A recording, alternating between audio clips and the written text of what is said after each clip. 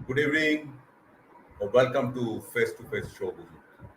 Yes, another Wednesday, 7 p.m., and we are with our very esteemed guest, Rishabh C. Kothari. Our journey face to face started on November 18, 2020, and still going on with a mission that we will be presenting very eminent people in our show who, through their work, impacted the society in form of their profession or through their passion. So today with us, Mr. Rishabh C. Kothari. Welcome, Mr. Kothari, in this show. Let me tell something about Mr. Kothari. He has a checkered career, but right now we will be concentrating on the positions he's holding right now. He is the president, Fragrance and Flavor Association of India, a member of the National MSME Board, Government of India, Senior Vice President, MCCI, Merchant Chamber, I think, and Commerce.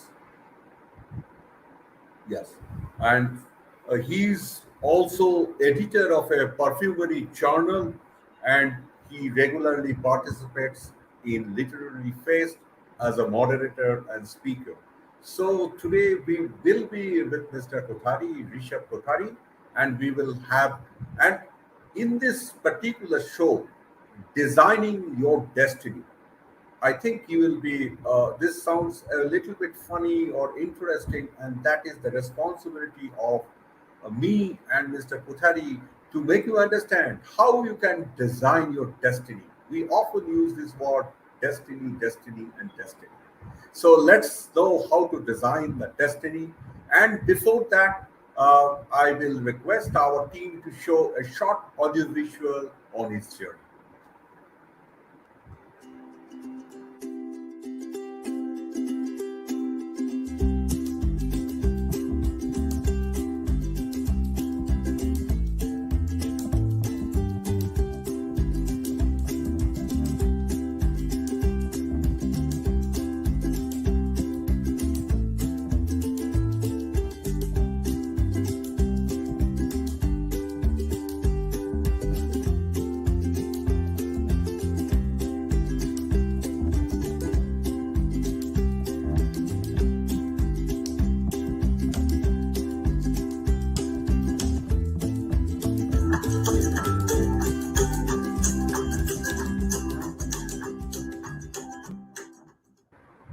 Yes, entrepreneur and heartfulness mediation trainer. We will know all the stories in this show. Welcome, Mr. Kothari, once again. Uh, our show name is Designing Your Destiny. So that is the show name, and what I could gather about you. I have introduced you, and I know you are also associated with many other things.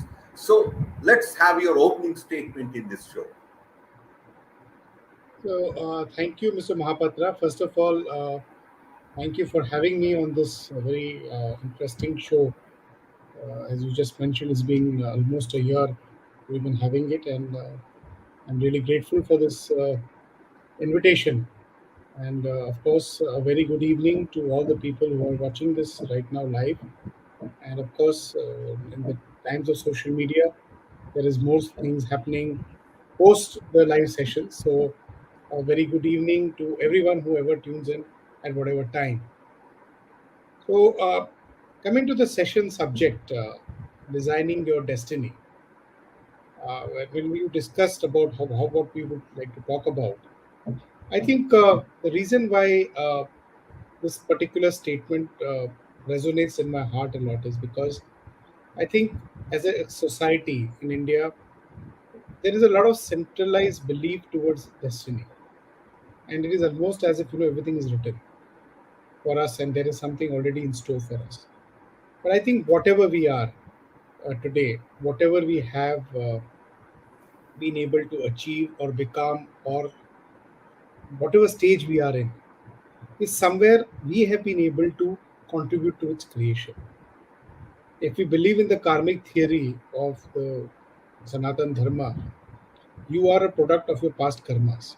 What we call the fact that you are or you have your past karmas, and what you're living right now is the bhog of that samskara or the past karma. And of course, in Sanatan Dharma, we talk about this karma or samskara from various lives. It's not no longer uh, subject to one simple life. You could be in various lives. So when we hear stories about Mahabharata or something happened 38 lives back, or for example when they talk about Bhishma and why he was on the the bed of arrows, because more than 100 lives back he had done this.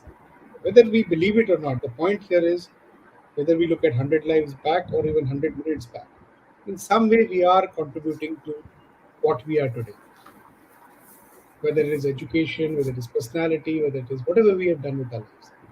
So, two aspects. One is the fact that whatever we are today is a product of our efforts in the past. And more importantly, that empowers us to say that today we can create our future, our destiny for tomorrow.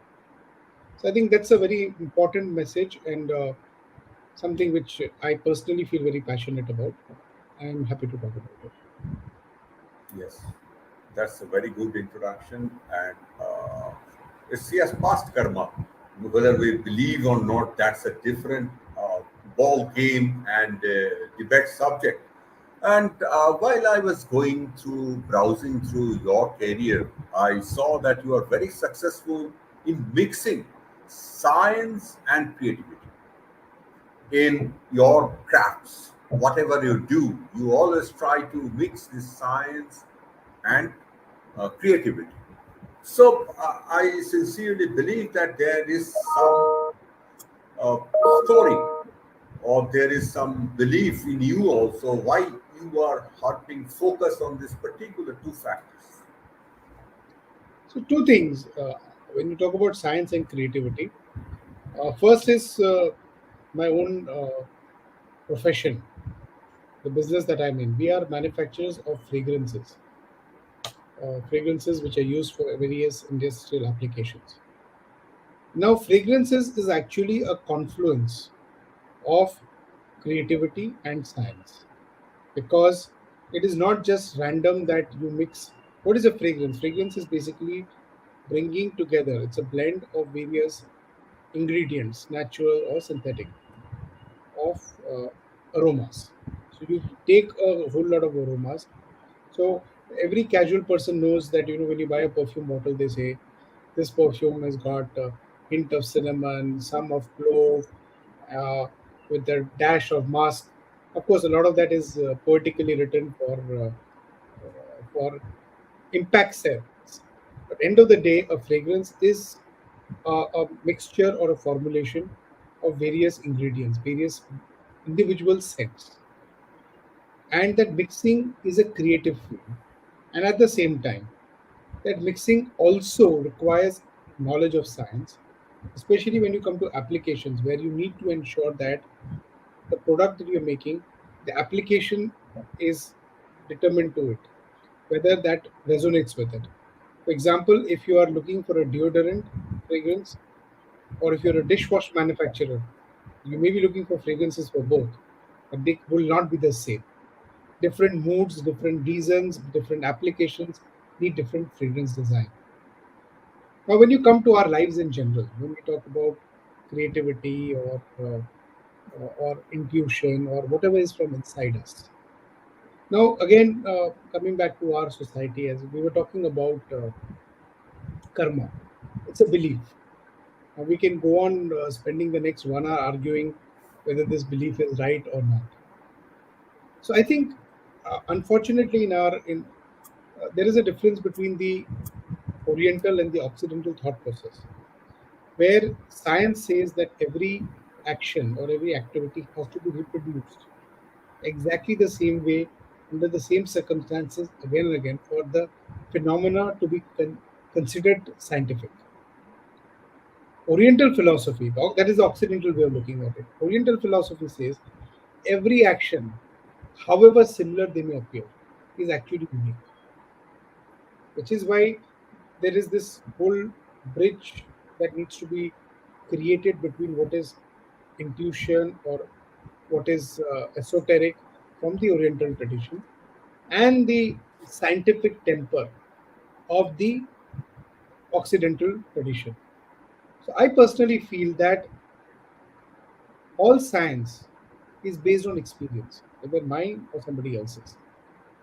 So if we apply the same principle within our lives, we don't necessarily have to believe, but there is always a way of figuring out how I apply this principle in my life. Instead of arguing about the principle, it's not about whether there is karma or not. But we all know that if I do hard work, it will pay off. There is cause, there is effect. Now, karma talks about cause few lives before and effect today. You don't necessarily have to believe it. But if we still believe in the concept of cause and effect, we will believe in the cause of in the concept of karma. I do and I will get a result for it. So if we create that sense of inquiry, that sense of scientific temper in whatever we do, and that is the approach I have even in the spiritual path that I follow, which is a very important aspect of my life, which is the heartfulness meditation, of which I'm a trainer on. And that is what attracted me to heartfulness.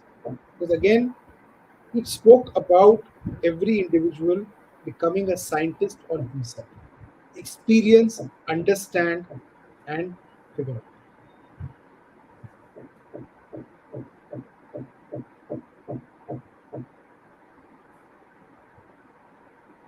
Is it? Hello. Yeah, you can hear me? Yeah, yeah. Please continue. Yeah. Yeah.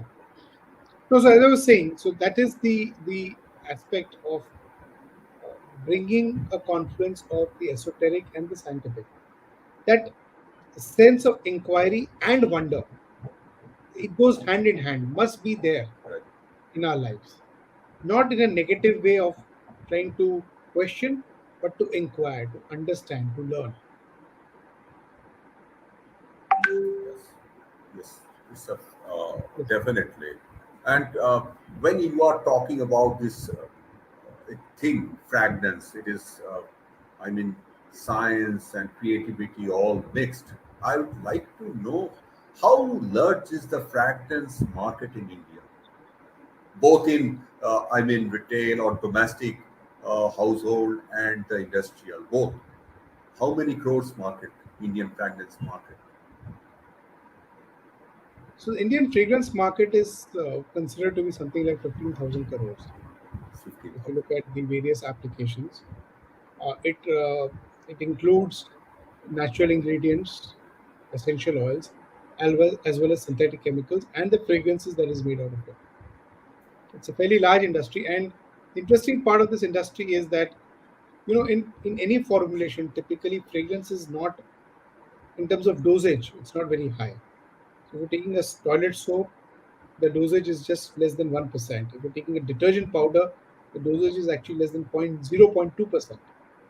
But yet, it is the game changer, or it is one of the most critical parts of the final product. For example, if you're looking at a toilet soap, I keep telling my customers, my people who are interested in marketing, that there is no larger or bigger marketing tool than a fragrance. Think of it this way: you take a bath of soap, you may have seen any advertisement or whatever. You spend a lot on the packaging, but what happens is when you go take it to your bathroom, you remove the wrapper and you throw it away. Now you only have a product which is basically nothing but fatty oil mixed with color and fragrance in your bathroom. Now, the fragrance is doing your marketing day in and day out. Every time the person uses the soap, he smells the product. You see, in terms of color, in terms of shape, and in any case, the soap gets diluted, gets used. So even if you give it a unique shape or whatever, in a week or so, it's not going to retain that shape anymore. The colors are not going to be unique. So, what is your marketing tool in that toilet soap every single day when Soumyajit Babu or me or anyone is going to the bathroom? It is a fragrance. So, fragrance is actually the marketing ambassador of your product day in and day out in your bathroom. I can give you ample number of similar stories of how a fragrance is a game changer. And I'm not saying this because it's a product I'm involved in, but if we look around us, we will realize that it is the key differentiator between two products in a very cluttered market. Right, right. Yeah. Uh, uh, we use this term entrepreneur, and definitely when you have come to this show and you are also involved in the MSME, you are personally an entrepreneur. So, what is your experience? How you say it? Was it very smooth or it was very stormy, tough?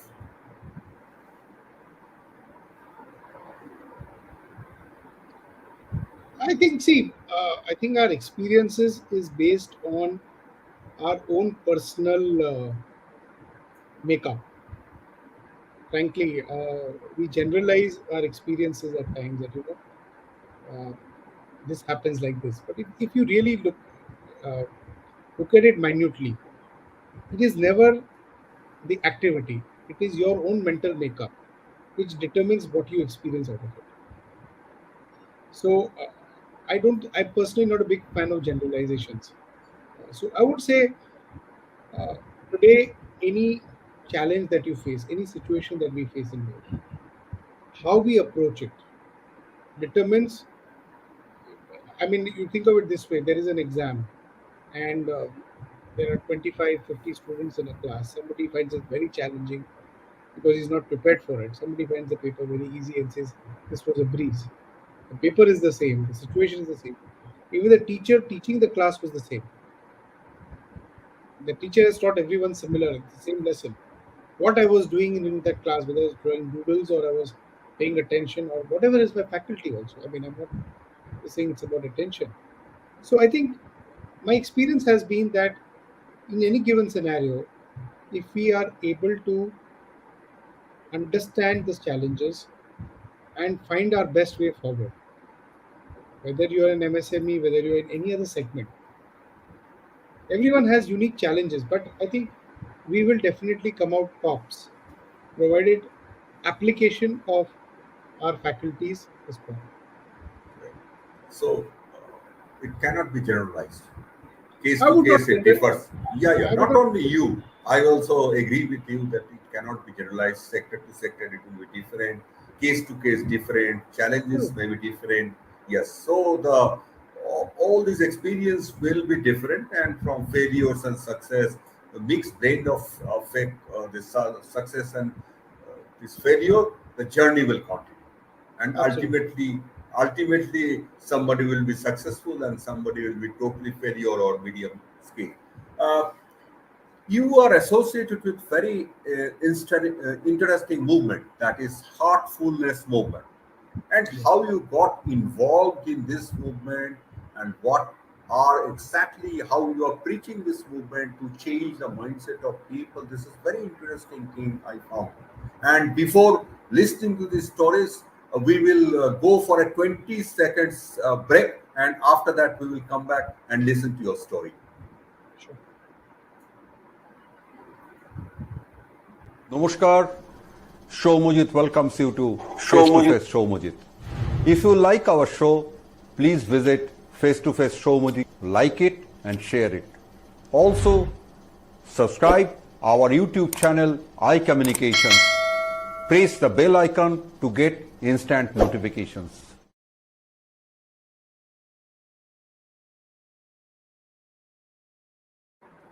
We are back again. Welcome to this face to face. And let me take you to that question where took the break. That heartfulness movement, how you got involved in this movement, and how this is being preached, and how it helps people to gain something. Well, it's a very interesting question, Vedant. This is something I'm very, very personally passionate about.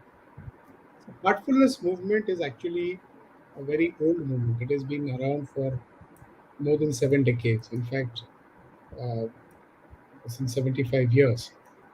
There is this practice. It was started. Its roots are in India, but today it is present in more than 160 countries globally, and there are millions of practitioners. It is a totally free practice of meditation. Uh, and why heartfulness is because in our lives, the real essence is centered around the heart. Even when we talk about people, when we talk about practice, we say this is a kind hearted person, this is a warm hearted person, he's a cold hearted person. The primacy of the heart in our existence is of paramount importance. So, this movement, this practice of heartfulness, it is offered free of cost to one and all. And we have more than 13 to 14,000 volunteers, like I am a volunteer of this movement, who give their time to teach others this free practice of meditation. Why is it free? It is because perhaps there's some things which cannot you cannot put a price on them. Can you really put? I mean, even when we are paying a doctor, can we really put a price on the health that he is able to give us? He may be able to help us with removal of sickness. At the end of the day, health has no price. So this is a game-changing practice. It's a very practical approach towards living a balanced life. It is described like this that we as individuals, say for example, you take an example of a bird who has two wings and he or she is flying. You have the material wing and the spiritual wing. You have the outer life and the inner life. Whatever opposites you may want to use. But we need to balance. Think of a bird which is flying on two wings. And if one wing is not strong, is stronger than the other, or there is no balance, that flight cannot be smooth. So today you have that situation around us where people with all the wealth in the world are yet unhappy. The most educated people commit suicide. Today, people who you think may have everything in life are in depression. Today, the pandemic has taught us so many truths about our lives which we have truly neglected. How mental health has become such a big issue in the pandemic, for example. How people surrounded by people are yet lonely. So these are aspects of life which perhaps in our quest for outer glory, outer wealth, outer achievement, outer acquisition, we have neglected. So heartfulness is not about gaining something; it is about becoming something. It is about creating that balance in your life.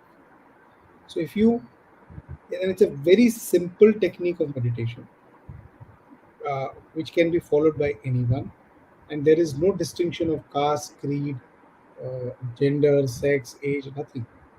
Any adult, because you must know what you're doing. So I would say any adult, say even a 15-year-old, anyone above 15 can practice it and actually experience that balance for themselves. I mean, I can go on describing this in great detail, and we can, I mean, spend far more time than the show has. But what I would always say is that the proof of the pudding is in the eating. So my recommendation to anybody would be just give it a shot. You have nothing to lose. It does not cost you anything. If at all it will cost you, it is some few minutes a day for some time till you are able to take a grasp of it. And it is a very easy practice. You go to their website www.heartfulness.org. You can practice it there. There is a free app which is available both for iOS as well as Android called Hearts app. You can download it for free. There are trainers who through the app will walk you through these sessions. So you can do this in the anonymity of your homes, at the comfort of your homes. You can meet trainers like me. As I said, there are 13,000 trainers. Go to the website. We call these places hotspots. You can link up with any trainer and try the meditation for yourself. It's as simple as that. It's not going to cost you anything, but it is something worth experiencing. As they say, proof of the pudding is in the eating. I mean, there's no point discussing how sweet the fruit is. It's easier to take a bite and figure out, do I like this fruit or not? So I would recommend that, that this practice, and it's a very simple practice. I mean, I've done, even online, I've done hundreds of such sessions right now. And in the pandemic, we've been doing the online things.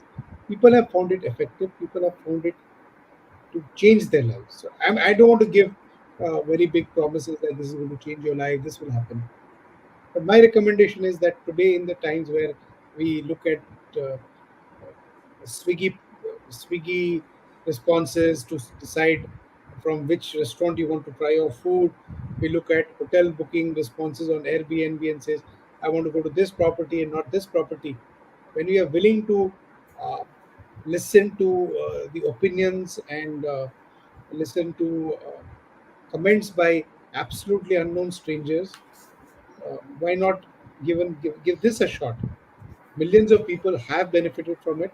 So that is the uh, proof of the pudding. And if it doesn't work for you, it's not necessary everything will work for everyone necessarily. No questions asked. Nobody's going to latch on to you and say, no, why the hell are you not doing it? But I would recommend that if anything, this pandemic has taught us this sense of balance. I think as a race, as people, we've realized how fragile our lives are, how fragile is the ecosystem around us. We have I think the pandemic has given us some permanent lessons which we have unfortunately perhaps forgotten. How we have created a life which has no substance at times. We've forgotten our families. We've been running behind gadgets. So I think this is a good welcome, a wake up call for all of us to bring back our lives into some focus, bring some balance, do everything well. We have to work hard. We have to do whatever we have to do. We have to balance the external life with our internal lives. That's what I would like to recommend to everyone watching this show. Please do visit the website www.heartfulness.org or download the free app called HeartsApp. Experience it for yourself. And you're welcome to reach out to me also individually. I'm available on all social media platforms at the same handle, Rishabh C. Kothari. Let's connect, try it out. Right. So the task of the whole thing is that you need to have a balance, and this pandemic, this disastrous pandemic, has given us a lesson how to balance our life. If you don't have money, food, even you have to balance your life. If you don't have money, you have to go somehow जो life को चलाना है ऐसे करना है तो this is the crux of our discussion and another passion area of you that you have been participating, you are writing in several journals. Also, you are the editor of a perfumery journal, and you are participating in different literary fests as speaker and moderator. So, what are the contents of the literary feast or the journals? What is your passion area? So, Mr. Mahapatra, when we were talking about designing our destiny and things like that, we all have interests in life. And at a very early age, I was very sure that while I would love to make money, I would love to do well in my industry and things like that. We have eventually one life, and which direction we want to take it or what we want to do and achieve is in our hands. So, personally, I chose not to be just a money making machine. I loved literature, I loved reading, I loved books at a very early age. I thank my parents for introducing me to this habit of, my father used to get me all the comics, starting from Amar Chitra Katha to Tinkle to. We, we, we grew up in an environment where we were encouraged to read, and it was a passion which I developed at a very early age. So, all kinds of literature was something which was fascinating by me, whether it was fiction, non-fiction. It was always something which was I was very interested and passionate about. That extended to writing also. Um, we had, I was in a missionary school called Don Bosco, and we were blessed with some very very erudite and some very good teachers who imbibed in us that culture, that interest in writing, that interest in language per se. So I used to write short stories. I have contributed to various publications, even children's publications when I was a child. And then I got the opportunity when I about perfumery, the journal that I edit right now. It's called a journal. It's a perfumery journal which I edit. And before that, I was contributing to a magazine called Heartfulness Magazine, which is a again something which is available for free download online. Unfortunately, I don't have the time today to contribute much to it, but for the long time I was working in that magazine. It's a lifestyle magazine. It's got articles on wellness. It's got articles on tips on life, how to live a better life, interviews with some very interesting people from the world over. So again, that magazine I was working with. So that connection and interest with literature, with literary things, was always there, and that kind of extended to what is today the holy grail of all literature, which is the literary events. So having made some friends and having made some relationships, various people invited me. Why don't you moderate this session? Uh, why don't you be a panelist on this session? And I've been fortunate that some people, including your good self, have found me worthy to, be on such platforms to just share some things or share my views on various things. So that is how I have been able to be associated with the literary world. I have made some very good friends with some of the biggest names in literature in our country. I have been awestruck, fanboy of so many names when I meet them on one in various literary festivals. And it is so wonderful that India has this vibrant culture. Every city has not one but two literary fests. All the metro cities have one or two literary fests. Every Plus there are so many smaller areas, things you would not even imagine. There are niche festivals. I have also I have the opportunity of being on the board of what I would consider one of the most prolific literary festivals of the country, which is the Kalinga Lit Fest. I mean, almost ever since the lockdown, Kalinga, my friends at Kalinga would have done more than 150 online events, bringing together a melting pot of all kinds of literary personalities of all walks of life to share their stories on literature. So I think this is a bond which has been inculcated in me since childhood and is likely to go with me to my grave. This passion and this interest and this affair, you can say, with literature. Right. So, life, you have seen the life, or you are trying to see the life from different perspectives, from different dimensions. That's good. And let us come to the basic title of the show, Designing Your Destiny. So, what is your advice to the teenagers or the just people who are growing up, that how they can design their destiny, whether education is the main thing or this heartfulness practice is the main thing, or their focus on literature, how? So I think the most important aspect when you talk about designing your destiny is that you believe that you have things in your hand. Your tomorrow will be created today. It is in your hands. So don't lament. Yeah, uh, First of all, don't lament the past, which is why you are where you are today. It is not important. But one thing is certain: you can today determine where you're going to be tomorrow, which is your destiny. What you do today is what you're doing. What you do today is designing that destiny of tomorrow. So it doesn't matter which field one wants to be in. We have to learn to be passionate. I mean, I really love this statement by Swami Vivekananda.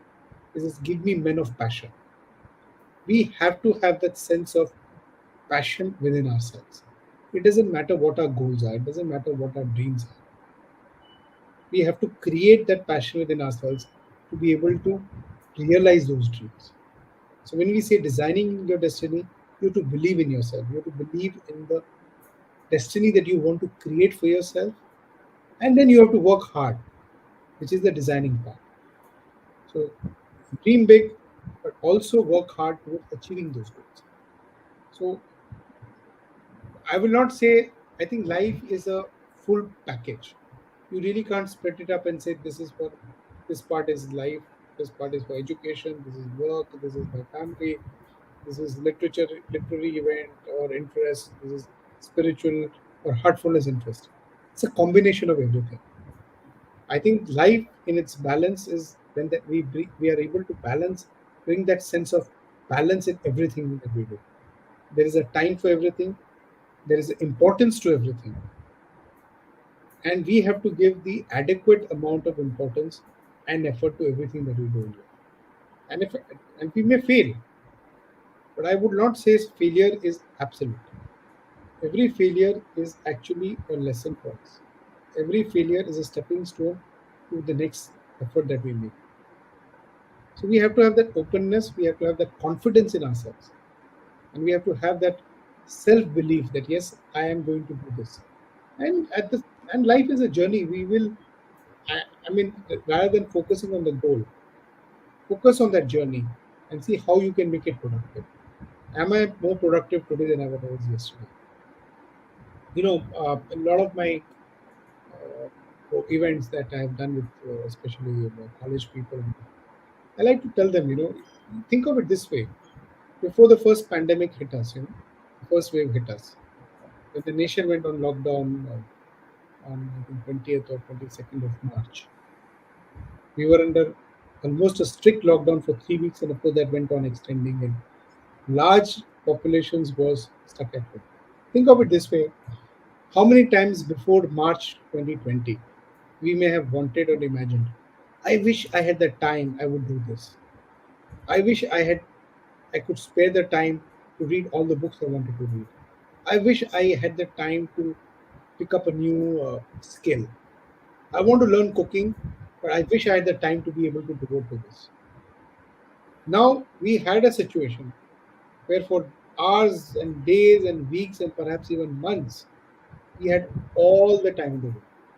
Let's reflect back. What did we really do? Were we trying to just play games on a house party, or trying to catch the latest movie on Netflix? Or did we make an effort to look at that, what I really wanted to do kind of thing? It's up to us. We don't need to justify the answer to anyone. That gives us a lesson on what is the real focus that we have. Am I willing to and am I able to take advantage when I need to? So I think this kind of self introspection, not to breastbeat and say, oh my God, I missed an opportunity. I had 1 month off. I should have done this, but I wasted. That's not the point. Yes. You have to But are train we- your minds in that way so that you can control your mind. I think, Soumyajit Babu, control is not, it's too strong a word. We Train your mind. need to train our mind. It should become Yeah. second nature. Why meditation becomes important, why heartfulness becomes important in a person's life is because your heart resonates at a certain level. Yes. When you want something with your heart, you don't need training. You don't need to train a child to like ice cream, right? Exactly. But, Exactly. but it comes from within. It resonates. We have Yes. to bring that resonance within our lives. That is where a practice like heartfulness is important. Exactly. And I think this message should go to people. I was also not very sure about this heartfulness movement. So, a lot of talks like these and other journals, if carry the news, people will be benefited. And we have been discussing very seriously on these issues, but the way you told this thing in a very lucid style is fantastic. But personally, I love to know one thing, that you love travel. And what is your most, loved destination if you are allowed to travel freely right now? What will be your destination? Well, it may sound repetitive and perhaps even boring. But I go on harping about heartfulness, but I would use this opportunity to invite everyone. So we have a very beautiful ashram or a What's that? meditation retreat center in the outskirts of Hyderabad. अच्छा. Uh, it's a place called Kana Shantivanam, not to be Kana. confused. Kana Shantivanam, अच्छा. not to be confused with Kana Reserve, which is in No, Madhya no, no. Pradesh. This is near on the outskirts of Hyderabad. It's a beautiful, almost nature. Uh, you can identify with the nature. It's a large property. In fact, we last year inaugurated what is the world's largest meditation hall. It can seat 1 lakh people at the same time. Amazing. It was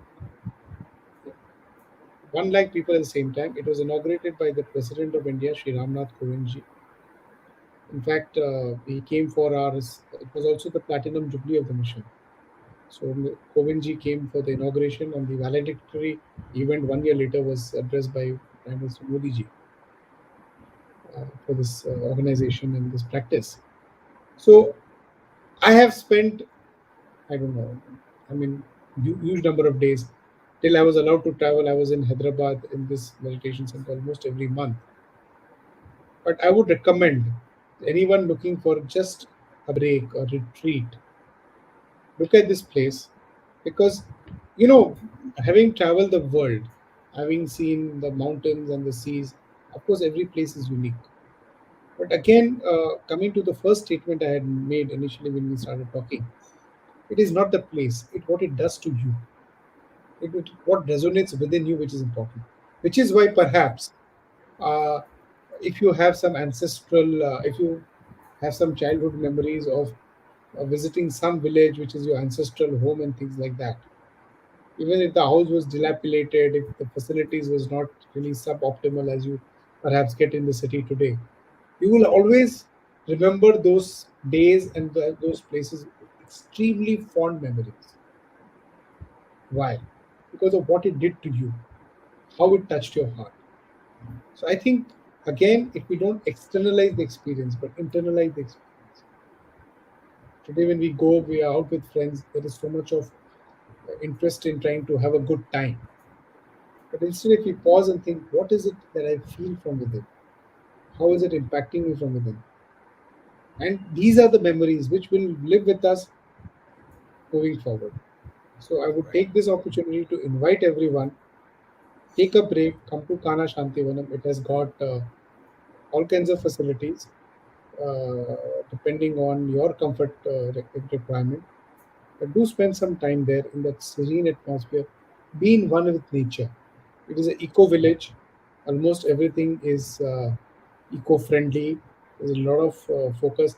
They're building what would be one of the largest species conservation facility globally, or at least in India, where almost defunct, extinct species of various plants are being revived over there through biotechnology, and we're trying to create that fauna and flora over there.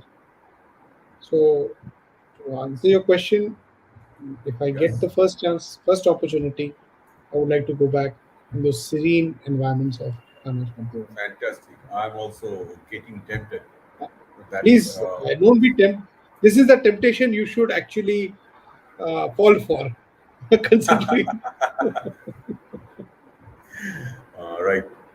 So I think this conversation is very unique because we have discussed so many points. Your journey as an entrepreneur, your heartfulness of this meditation training, then I think your school life, your likings, your how your parents impacted your life through their value based thinking. All these things we discussed, and it is becoming some kind of guidance to many generations.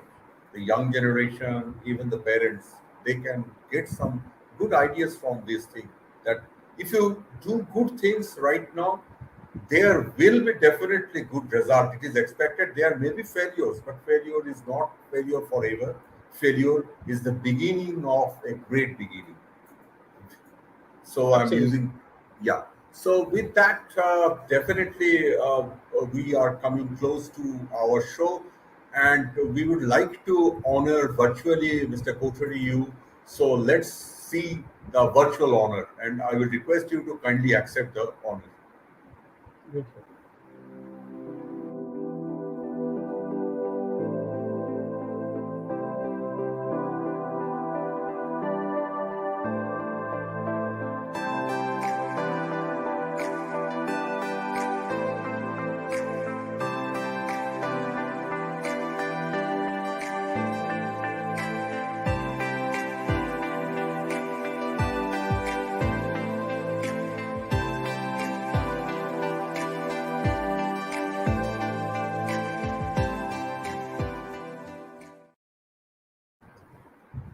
Thank you very, very much.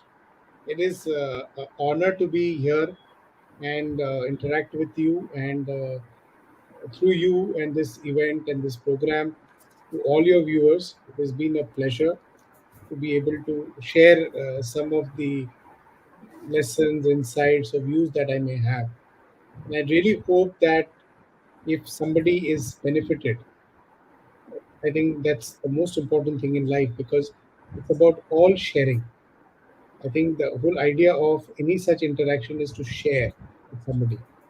And of course, Yes. everyone will pick up whatever they feel like, given their interests and their ideas, which is okay. So if anybody is positively impacted or share or benefits from it, I think the entire effort is worth it. At your end, you've been doing this wonderful series since almost a year, and I can imagine how much effort goes into researching and doing so many things. I'm absolutely I mean, the fact that you have researched so much, I was very touched by the presentation that you showed earlier, curating all those photographs from I don't know where all you managed to, because I didn't give them to you. So this is really very touching, the effort that you put in, and the effort that you're doing to bring such messages to your audience. Right. It's a very Yes. noble gesture. It's a very generous gesture to be able to bring whether it is stories or lessons or whatever your guests have to offer, but to be able to do this consistently week on week, it takes a very large-hearted and a very generous man.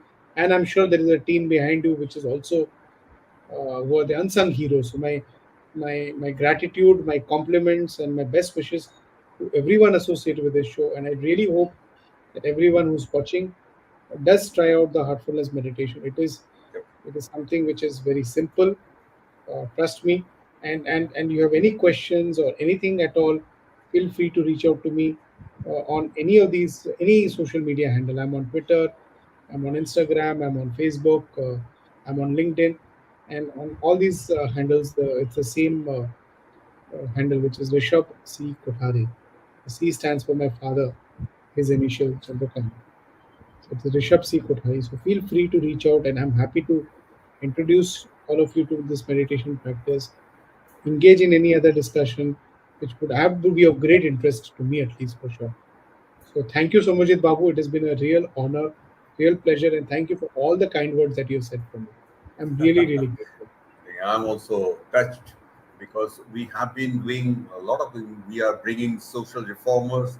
We are bringing India's uh, very premier musicians in this show. We brought this renowned dancers, mountaineers, and today you are also very unique personalities. So we are changing our topic.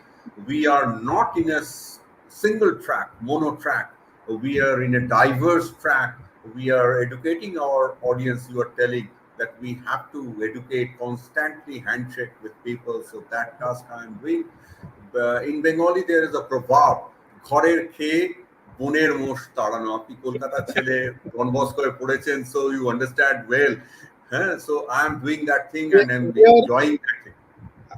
I am a Kolkatan and I'm a Bengali by choice. Yeah, Some I people are know. by birth, but we Yes, are by choice.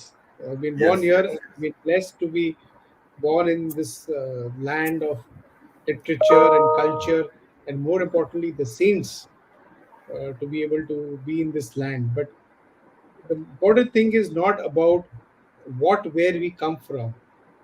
What are we doing to preserve it, live up to it, and perhaps make it bigger? That is what is important. There is no point sitting and you know living in the glow of afterglow of past glory. If if Right. if if We we are should not blessed to be bask in the in the land of glory of past. if we are blessed to be born in the land of Swami Vivekananda, let us also live up to his ideals and perhaps do things that he will be proud of, rather than just be happy that we have Swami Vivekananda from our land or we've been born in that land.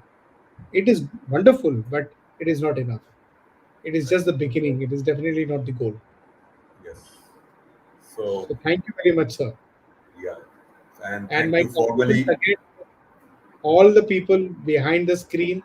It's just two of us on the screen, but I'm sure there's a large effort which is going on behind. So the unsung heroes of this show, who may not be face to face with us, but my Right. gratitude to all of you. Thank you. Thank you. Thank you, Mr. Rishabh C. Kothari. And thank you, our audience, that every Wednesday at 7 p.m. you tune and you encourage us and you just tell us what kind of interest you are having. And that way, we are bringing our guest here. And we will not say guest; they are the ambassadors of our society. They are bringing changes in the minds of people, mindset of people, and constantly this exercise is being done from this forum. With that, good night to Mr. Kotri and good night to our audience. Please tune to next Wednesday at 7 p.m. With that, signing off from Face to Face Show.